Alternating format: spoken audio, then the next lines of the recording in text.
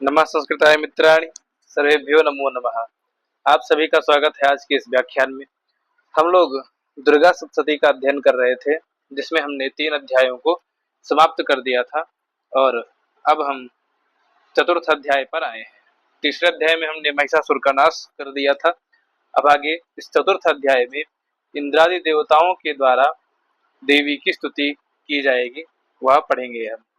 आइए इसको पढ़ते हैं। पहले इसका ध्यान है। ओम कालाभ्राभां कटाक्षैररिकुलभयदां मौलिबद्धेन्दुरेखां शङ्खं चक्रं कृपाणं त्रिशिखमपि करैरुद्वहन्तीं त्रिनेत्रां सिंहस्कन्धाधिरूढां त्रिभुवनमखिलं तेजसा पूरयन्तीं ध्यायेत् दुर्गां जयाख्यां त्रिदश परिवृतां सेवितां सिद्धिकामैः। ये इसका ध्यान है। आइए इसके अर्थ को पढ़ते हैं। तो सिद्धि कामयी सेविताम, अर्थात सिद्धि की कामयी माने कामना रखने वाले, इच्छा रखने वाले पुरुष, जिनकी पुरुषों के द्वारा जो सेविताम सेवित की जाती है, जिनकी सेवा की जाती है। और त्रिदश परिवृताम, जो त्रिदश माने देवताओं से, परि माने चारों ओर से, वृत माने घिरी हुई, तो देवताओं से जो चारों ओर से घिरी हुई रहती हैं, ऐसी जया आख्याम, आख्याम माने नाम की, जया नाम की दुर्गाम, दुर्गा देवी ध्यायेत, उनका ध्यान करना चाहिए या उनका ध्यान करें। ठीक है। तो सेविताम सिद्धि कामयी, अर्थात जिनको सिद्धि की कामना होती है, उनके द्वारा जो सेवित की जाती है, त्रिदश माने देवताओं के द्वारा जो चारों ओर से वृत हैं, घिरी हुई हैं, ऐसी जया नाम की दुर्गा देवी को ध्यायेत, उनका ध्यान करना चाहिए। ठीक है। अब उन जया नाम की देवी जो हैं, उनके अंगों की शोभा कैसी है, तो कहे कि कालाभ्राभाम, कालाभ्र, कालाभ्र कहते हैं काले बादल को, जो जल से भरे हुए काले बादल होते हैं, उनको कालाभ्र कहा जाता है। तो कालाभ्र आभाम, कालाभ्र यानी काले काले बादलों के समान जिनकी आभा है, यानी उनके अंगों की आभा यानी कि चमक है ना, यानी कि ये श्याम वर्ण की है देवी, ऐसा कहना चाहते हैं। ठीक। और कटाक्षैहि अरिकुल भयदाम, कटाक्ष कहते हैं नेत्र को, नेत्रों के द्वारा भी कटाक्ष होता है ना, तो कटाक्ष यानी नेत्रों से ही, अरिकुल यानी कि शत्रुओं के, अरि माने शत्रु, कुल माने समूह को, भयदाम, भय माने भय प्रदान करने वाली, भयम ददाति इति भयदा, ताम भयदाम, तो वह जो है कैसी है, कटाक्षई अपने नेत्र मात्र से, अरिकुल भयदाम, अरि के यानी शत्रुओं के समूह को भय प्रदान करने वाली है। ठीक। और उनके मौली, मौली कहते हैं मुकुट को, तो उनके मुकुट पर इंदु रेखाम बद्ध, इंदु माने चंद्रमा की रेखा बंधी हुई है। ठीक है। उनके मुकुट में चंद्रमा की रेखा बंधी हुई है, अर्थात अर्ध चंद्रमा कह सकते हैं, एक रेखा टाइप का ही दिखाई देता है। ठीक है। और करैहि उद्वहंतीम, करैहि माने हाथों से, उद्वहंतीम माने उनको वहन कर रही हैं, ढो रही हैं या धारण की हुई हैं। क्या? शंखम, शंख धारण की है, चक्रम, चक्र धारण की है, कृपाणम, कृपाण एक प्रकार की तलवार है, तलवार को, और त्रिशिखम अपि, त्रिशिख कहते हैं जिसके 3 शिखाएं निकली हो। 3 शिखाएं किसकी होती हैं? अस्त्रों में त्रिशूल होता है, तो त्रिशूल को भी, वैसे त्रिशिख मयूर को भी कहा गया है, क्योंकि शिखी वदति त्रिमात्रम ऐसा करके पाठ आया है या जल शिक्षा में, तो यहाँ अस्त्र लेना है, मयूर नहीं लेना है। तो त्रिशिख माने त्रिशूल को भी देवी करैहि उद्वहन्ति, यानी हाथों में धारण करती हैं, वहन करती हैं। और देवी के नेत्र कितने हैं? तो कहे त्रिनेत्राम, 3 नेत्रों से वह देवी युक्त हैं। ठीक है। और सिंह स्कंध अधिरूढ़ाम, सिंह के यानी जो उनका वाहन है, उस वाहन के स्कंध माने कंधों पर, अधिरूढ़ाम जो आरूढ़ हैं, जो चढ़ी हुई है ना, सिंह ही उनकी सवारी है, तो सिंह के ऊपर ही बैठेंगी, तो सिंह के कंधे पर अधिरूढ़ाम, अधिरूढ़ाम बैठी हुई है। और अखिलम त्रिभुवनम तेजसा पूरयंतीम, अखिल त्रिभुवन को, यानी समस्त, अखिल माने समस्त, त्रिभुवन माने तीनों लोकों को, तीन भुवन को, तेजसा तेज के द्वारा पूरयंती पूर्ण करती है। ठीक है, तो ऐसी दुर्गाम ध्यायेत, ऐसी दुर्गा देवी का ध्यान करना चाहिए। ठीक है, और वह दुर्गा कैसी हैं? जया नाम की हैं। अब इसका एक बार पूर्णतया अर्थ देखिए कि जिनके अंगों की शोभा काले काले अभ्र यानी मेघों के समान है, और जिन जो अपने कटाक्षों से ही अरि समूह को, शत्रु समूह को भय प्रदान कर देती हैं, और उनके मौली यानी उनके मुकुट पे इंदु की रेखा बद्ध यानी कि चंद्रमा की रेखा बंधी हुई है, और करई माने हाथों में उद्वहंती धारण करती हैं, शंख को, चक्र को, कृपाण को, त्रिशक माने त्रिशूल को, और वह त्रिनेत्रा हैं। ठीक, और सिंह के स्कंध यानी कंधे पर अधिरूढ़ हैं, स्थित हैं, और अखिलम त्रिभुवनम समस्त त्रिभुवन को तेजसा तेज के द्वारा पूरयंती पूरित करती हैं, ऐसी देवी। और सिद्धि कामयी ही, सिद्ध की यानी काम सिद्धि की इच्छा रखने वाले पुरुषों के द्वारा जो सेविताम सेवित होती हैं, और त्रिदश परिवृताम, त्रिदश माने देवताओं से जो परिवृत हैं, चारों ओर से घिरी हुई हैं, ऐसी जया आख्याम दया नाम की दुर्गाम ध्यायेत, दुर्गा देवी का ध्यान करें। ठीक है, ध्यान कर लीजिए सभी लोग, ध्यान कर लीजिए, उसके बाद आगे बढ़ते हैं इसके अर्थ पे अगले। तो ध्यान होने के बाद आगे ऋषि जी कहे, ओम ऋषिरुवाच, ऋषि उवाच, अर्थात ऋषि बोले क्या कि शक्रादयः सुरगणा निहतेति वीर्ये तस्मिन् दुरात्मनि सुरारि बले च देव्या तां तुष्टुवुः प्रणति नम्र शिरोधरां सा वाग्भिः प्रहर्ष पुलकोद्गम चारुदेहाः। आइए इसके अर्थ को देखते हैं, पहले दो लाइन का अर्थ क्या है वो देखते हैं। तो यहाँ पर कहे कि शक्रादयः सुरगणा निहते अति वीर्ये तस्मिन् दुरात्मनि सुरारि बले च देव्या, अर्थात अब यहाँ पर कह रहे हैं कि तस्मिन उस अतिवीर्य अत्यंत बलशाली दुरात्मनि दुरात्मा के निहते मारे जाने पर, ऐसा कौन था जो अतिवीर था और दुरात्मा था? महिषासुर, जिसको हमने अभी पिछले व्याख्यान में मारा था ना।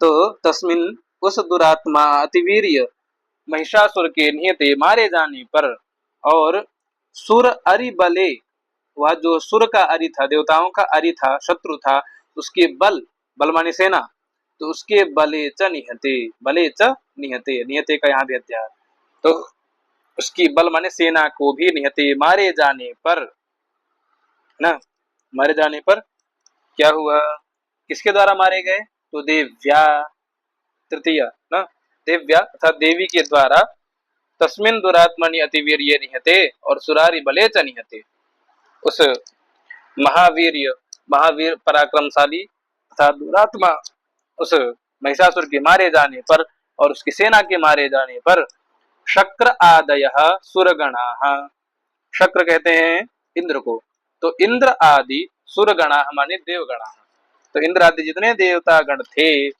वह सब क्या किए, आगे की लाइन में कहे कि तां तुष्टुवुः प्रणति नम्र शिरोधरां सा वाग्भिः प्रहर्ष पुलकोद्गम चारुदेहाः, तां देवी उन देवी को नम्र शिरोधरांसा प्रणति, नम्र शिरोधरांसा माने शिर यानी उनका मस्तक, और अधरांसा माने दोनों कंधे, नम्र माने झुका करके, प्रणति अर्थात प्रणाम किए, किसको? ताम उन देवी को। ठीक है, सिर और अधरांश माने दोनों कंधे को, नम्र माने झुका करके प्रणति पूर्वक नमस्कार किए, प्रणाम किए देवी को। और वाग्भिः तुष्टुवुः, वाग्भिः अर्थात वाणी के द्वारा, स्तोत्रों से, तुष्टुवुः देवी को प्रसन्न करने लग गए। तुष्टुवुः वैसे रूप बनता नहीं है, तुष्टुव रूप बनता है, तुष्टुवुः नहीं बनता सर। तो ये ष्टुय్ स्तुतौ धातु का है, आर्ष प्रयोग है। ठीक है, तो वाग्भिः स्तुति इत्यादियों के द्वारा तुष्टुवुः उनको प्रसन्न करने लग गए। तब क्या हुआ कि प्रहर्ष पुलकोद्गम चारु देहा, तो उनका जो चारु देह है, चारु माने सुंदर, तो जो सुंदर देह था, देहा बहुवचन में है तो आप लोग कह देंगे बहुत सारे देह थे क्या, देहा से यहाँ पर अंगों को परिलक्षित करना है, ठीक है। तो देवी के जो अंग थे उन अंगों को भी यहाँ पर ग्रहण करना है, देहा से उनके सारे अंग का विशेषण के रूप में। तो सुंदर जो उनके देह हैं, जो सुंदर सुंदर उनके अंग हैं, वह प्रहर्ष अत्यंत प्रसन्नता के साथ में पुलक उद्गम, उनमें पुलक उद्गम हुआ, पुलक माने रोमांचित हो गया ना, रोमांच यानी उनके रोए खड़े हो गए, इतना अच्छा उन्होंने वाणी के द्वारा उनकी प्रशंसा की कि वो देवी के जो चारु देह यानी सुंदर जो उनके अंग हैं, उन अंगों में जो रोए हैं वह पुलकोद्गम, वह पुलक हो गए, पुलकित हो गए, यानी खड़े हो गए, रोए ही खड़े हो गए, ठीक है। प्रहर्ष किससे खड़े हो गए रोए, प्रहर्ष मान्य अत्यधिक प्रसन्नता होने के कारण उनके रोमा में रोमांचित हो गए, रोम यानी खड़े हो गए उनके, ठीक है। अब आगे कहे कि देव्या यया ततमिदं जगदात्म शक्त्या निःशेष देवगण शक्ति समूह मूर्त्या तामंबिकामखिल देव महर्षि पूज्यां भक्त्या नतास्म विदधातु शुभानि सा नः। कहे कि यया देव्या इदं जगद ततं, यया देव्या आत्मशक्त्या, यया दिव्या जिन देवी के द्वारा, जिन देवी के द्वारा आत्मशक्तिया अपनी आत्मशक्ति के द्वारा जगत इदम जगत, यह संपूर्ण जगत, ततम, ततम माने व्याप्तम, मैंने पिछले बार भी बताया था, ततम इत्युक्ते व्याप्तम, ठीक है। तो जिन देवी के द्वारा अपनी शक्ति के द्वारा यह संपूर्ण जगत व्याप्त किया गया है, ठीक है ना, शक्ति का समुदाय है जिनका स्वरूप है। अब आगे कहे कि निशेष देवगण शक्ति समूह मूर्तिया, निशेष देवगण अर्थात देवगणों में कोई शेष नहीं था, ऐसे निशेष देवगणों की अर्थात सभी देवता देवगणों की शक्ति के समूह जो था उससे देवी की उत्पत्ति हुई थी। तो शक्ति समूह मूर्तिया, उस शक्ति के समूह से ही आप मूर्त रूप में आई हैं ना, मूर्त रूप यानी कि आपका स्वरूप जो हम लोग देख पा रहे हैं वह मूर्त स्वरूप है, ठीक। तो हमारी सभी देवगणों की शक्तियों के शक्ति के समूह के से आप मूर्त रूप में हैं, और उस मूर्त रूप में यया देव्या उन देवी के द्वारा इदम जगत आत्मशक्तिया अपनी शक्ति के द्वारा ततम व्याप्त किया गया है, ठीक है। तो ऐसी ताम, ताम अंबिकाम, उन अंबिका को भक्त्या नता स्म, भक्ति पूर्वक वयम हम सभी नता स्म प्रणाम करते हैं, अहम अवम वयम, हाँ ठीक है, स्वः स्मः होता है ना मध्यम पुरुष उत्तम पुरुष में, तो वही स्मः है यह, ठीक, वयम स्मः। और वह देवी कैसे हैं कि अखिल देव महर्षि पूज्याम, अखिल माने संपूर्ण देवताओं, देव माने देवताओं और महर्षियों के द्वारा पूज्याम पूजित होती हैं, ऐसी देवी को भक्त्या नताः स्मः भक्ति पूर्वक हम सभी प्रणाम करते हैं, नमस्कार करते हैं। और सा देवी वह देवी, नह माने अस्माकम हम सभी का, षष्ठी एक वचन अस्मा अस्मत् शब्द का, तो नह माने अस्माकम हम सभी को, मे नौनः बनता है ना, एक वचन नहीं बहुवचन होगा, मे नौनः, हाँ ठीक है। तो अस्मासु शुभानि विदधातु, हमारा शुभ माने कल्याण, विदधातु विधान करें, हमारे कल्याण का विधान करें, ठीक है। तो वह देवी क्या करें, हमारे कल्याण का विधान करें। और वह देवी कैसी हैं, यया जिनके द्वारा, जिनकी आत्मशक्तिया अपनी शक्ति के द्वारा इदम जगत या संपूर्ण जगत ततम व्याप्तम, ऐसी देवी, सा वही देवी, नह माने हमारा हम सभी का, शुभानि माने कल्याण, विदधातु विधान करे, हमारे कल्याण का विधान करे, ठीक है। समझ में आ गया, कर ले जाएंगे, अगले श्लोक पे चलें, आइए। आते हैं चौथे श्लोक पे। तो आगे कहे यस्या प्रभावमतुलं भगवान् अनंतो ब्रह्मा हरश्च नहि वक्तुमलं बलं च सा चण्डिकाखिल जगत् परिपालनाय नाशाय च शुभभयस्य मतिं करोतु।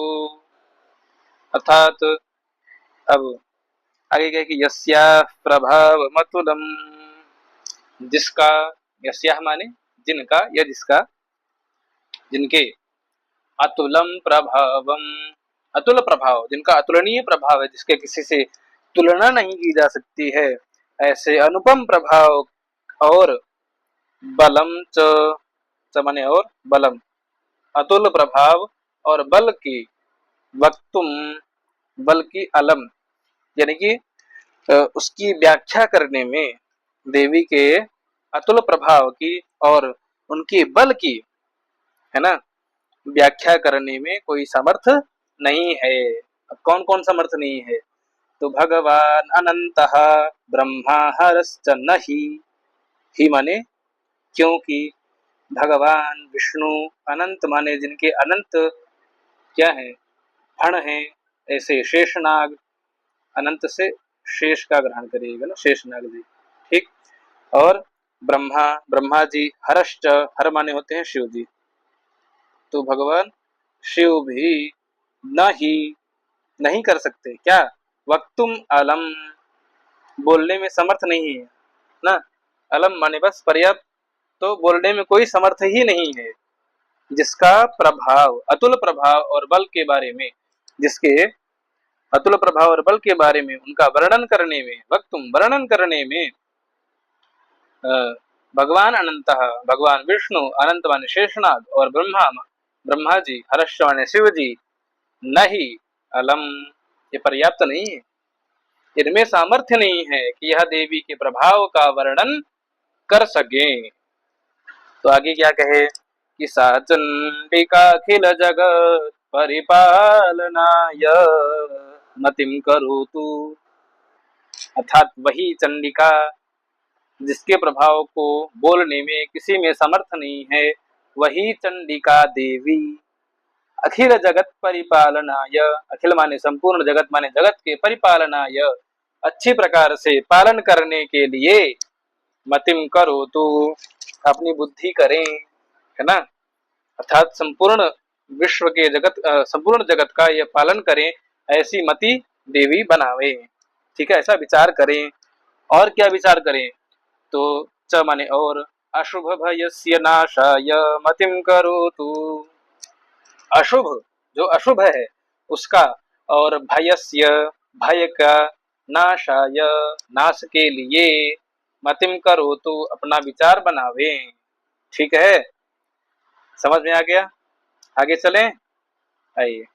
तो यस या श्री स्वयं सुकृतिनाम भवनेष्वलक्ष्मी पापात्मनां कृतधियां हृदयेषु बुद्धिः, आगे है श्रद्धा सतां कुलजना प्रभवस्य लज्जा तां त्वां नता स्म परिपालय देवि विश्वम्।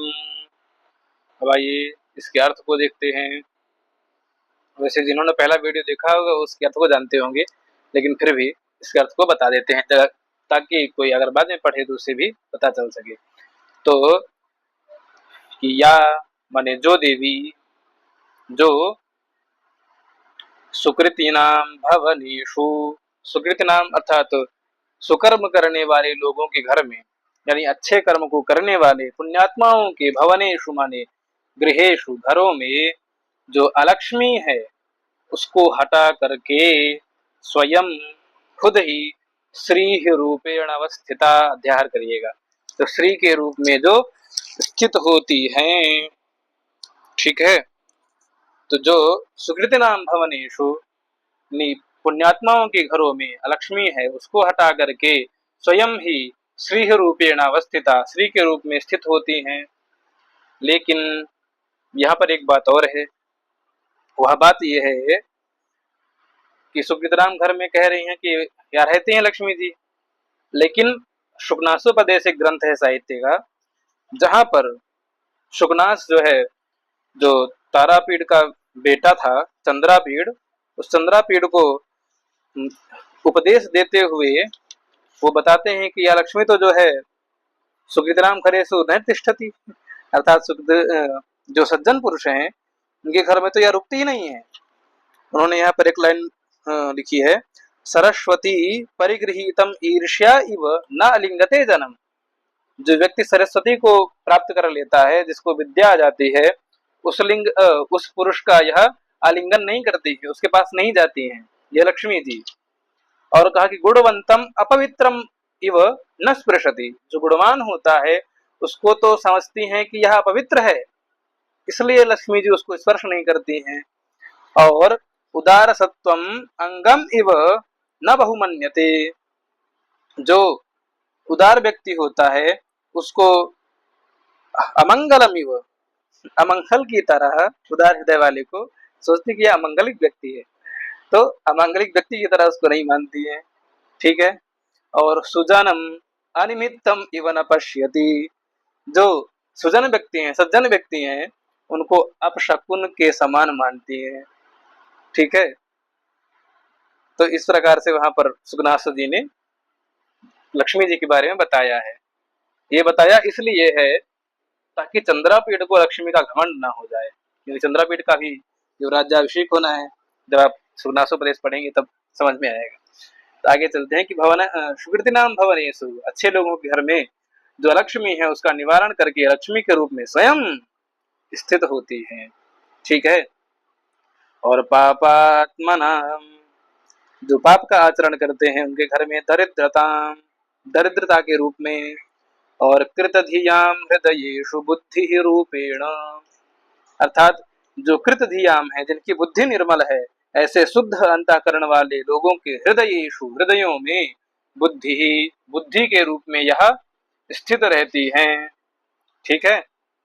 आगे आइए आगे कहे कि श्रद्धा सताम कुलजन प्रभवस्य लज्जा, कि सताम सज्जन व्यक्ति के घर में श्रद्धा रूपेण अवस्थिता, श्रद्धा के रूप में यह लक्ष्मी देवी स्थित होती हैं, लक्ष्मी के रूप में स्थित होती है। ठीक है।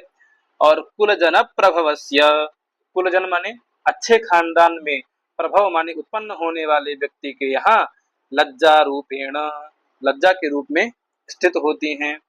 तो ताम उन, त्वाम आपको, तो ताम, ताम माने उन, कैसी, जो सुकृतनाम भवनेषु लक्ष्मी रूपेण अवस्थिता और पापात्मनाम दरिद्र रूपेण तथा च कृतधियाम हृदयेषु बुद्धि रूपेण अनंतरम सताम श्रद्धा रूपेण कुलजन प्रभवस्य लज्जा रूपेण अवस्थिता ताम त्वाम आपको, ऐसी आपको, वयम अध्याय करना है क्योंकि स्म लगा है ना, तो नता स्म, हम प्रणाम करते हैं। नता माने प्रणाम करते हैं।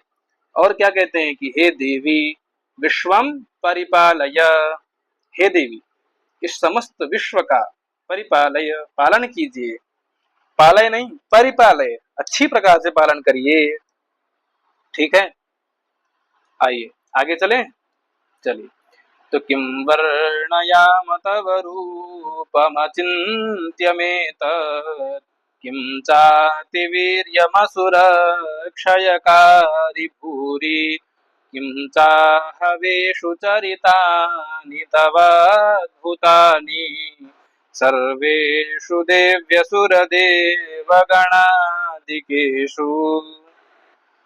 अब कहे, अब देवी की प्रशंसा कर रहे हैं कि तव तुम्हारा, एतत् यह अचिंत्यम रूपम, किं वर्णयाम, तव माने तुम्हारा, एतत् माने यह जो अचिंत्य रूप है, जिसकी कोई चिंता नहीं की जा सकती, कोई परिकल्पना नहीं की जा सकती है, ऐसे अचिंत्य रूप की किं वर्णयामास, क्या वर्णन करूं मैं, ऐसे अचिंत्य रूप की क्या वर्णन करूं मैं, क्या कहूं मैं। ठीक है।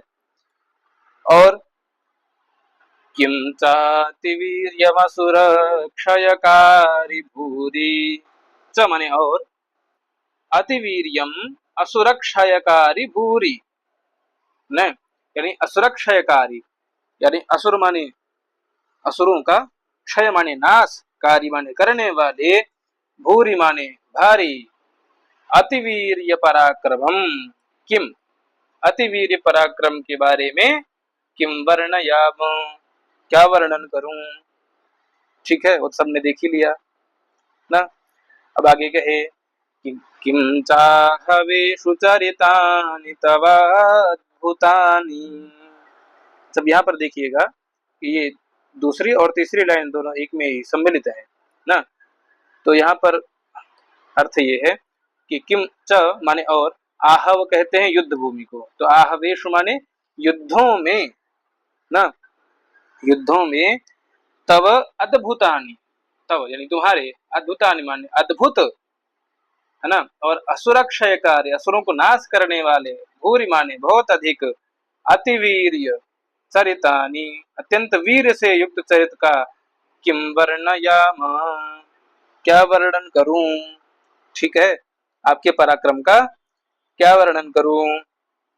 और सर्वेषु देव्यसुर देवगणादिकेषु,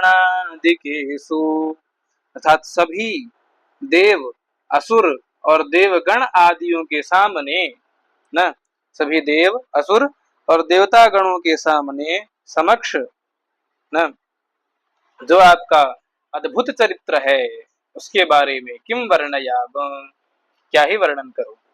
ठीक है, तो ऐसी बात यहाँ पर देवी से कही कि अर्थात हम आपके रूप का, आपके वीर्य का यानी आपके पराक्रम का, आपके अद्भुत चरित्र का हम देवता असुर और देवगणों के सामने, सभी के सामने क्या ही वर्णन करें। तो सभी ने आपका पराक्रम, आपका वीर्य, आपका चरित्र और आपका अचिंत्य रूपम अपि दृष्टम, अचिंत्य रूप भी हम सभी ने देखा है। तो हम आपके अद्भुत चरित्रों का किस प्रकार वर्णन करें, किम वर्णयाम किस प्रकार वर्णन करें, कुछ समझ नहीं आता है, जिसका वर्णन करने में क्या होता है, शेषनाग के फण भी कम पड़ जाए ना, तो हम लोग क्या वर्णयाम क्या ही वर्णन करेंगे। ठीक है, तो चलिए ये समझ में आ गया है, अगले पे चले। ठीक है, अगला श्लोक देखते हैं, 7वां करके ही आज संपन्न कर देंगे। ठीक है, तो आगे कहे कि हेतु समस्त जगतां त्रिगुणापि दोषैर्न ज्ञायसे हरिहरादिभिरप्यपारा सर्वाश्रयाखिलमिदं जगदंशभूत मव्याकृता हि परमा प्रकृतिस्त्वमाद्या। तो यहाँ पर ऐसा भी कर सकते हैं, सर्वाश्रयाखिलमिदं जगदंशभूतम, यहाँ माँ कर लीजिए, इस माँ को काट करके यहाँ पर आ कर दीजिए। तो अव्याकृता ही परमा प्रकृतिस्त्वमाद्या। आइए इसके अर्थ को देखते हैं।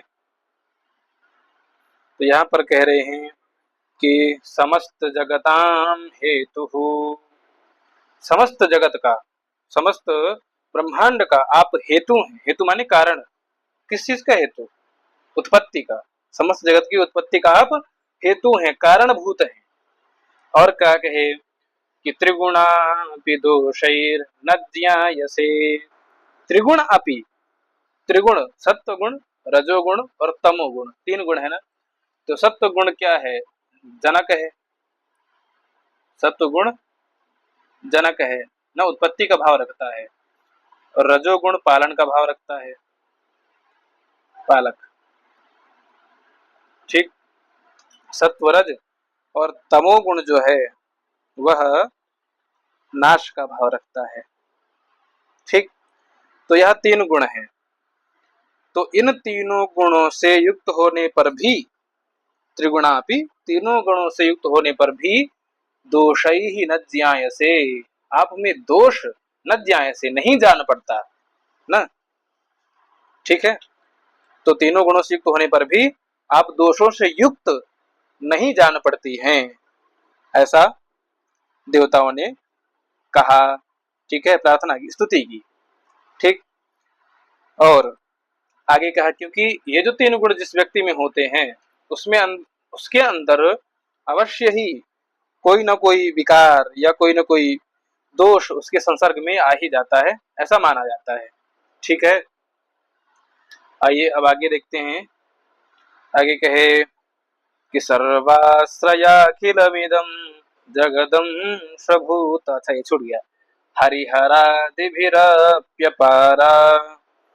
हरि माने भगवान विष्णु, हर माने भगवान शिव, आदि भी, इन सभी देवता, ये सभी देवता भी, देवता अपि माने भी, अपारा, आपसे परे हैं, ये आपका पार नहीं पा सकते हैं। ये भगवान विष्णु, भगवान रुद्र जो स्वयं अपार हैं, वह भी आपका पार नहीं पा सकते, उनके लिए भी आप अपारा हो।